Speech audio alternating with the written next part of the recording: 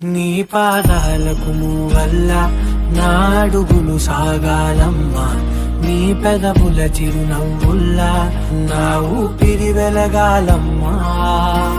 నిరంతరం నీ చంటి పాపల్లే ఉండాలి నేనన్నాళ్ళకి, నిన్ను దిలెంతగా ఎదగాలనుకోనే అమ్మా. అణువణువణు